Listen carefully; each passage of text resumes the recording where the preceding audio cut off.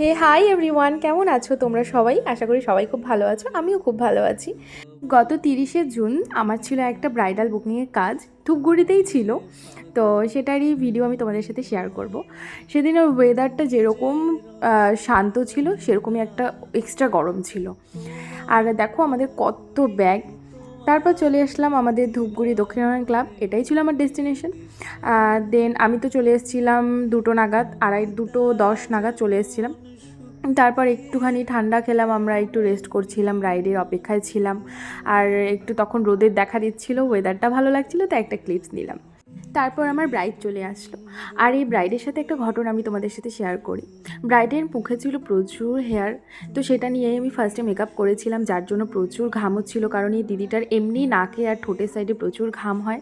সেটা নিয়ে আমাকে একটা প্রবলেম ফেস করতে হয়েছে। তারপর আমি সেটা আবার রিমুভ করে, হেয়ার রিমুভ করে মেকআপটা আবার করেছি। গরমের দিনে যাদের প্রচুর ঘাম হয় তাদের এগুলো একটু ফেস করতে হয়। আমি আপকামিং ব্রাইডদের বলবো, যারা আমার কাছে সাজবে বা যার কাছেই সাজো, যদি তোমাদের নিজেদের স্কিনে প্রচুর ঘাম হয় তাহলে বিয়ের 1 সপ্তাহ আগের থেকে একটু নিয়মিত আইস র্যাপ করবে, তাহলে ঘামটা একটু হলেও কন্ট্রোলে করবে। কেমন লাগছে?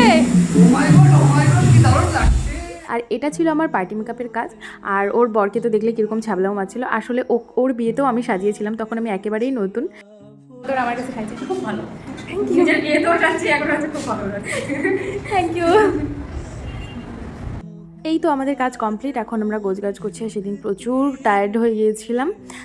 আমার ব্লগটা কেমন লাগলো তোমরা অবশ্যই জানাবে, আর আমার ব্রাইডকে কেমন লাগলো সেটাও জানাবে। টাটা।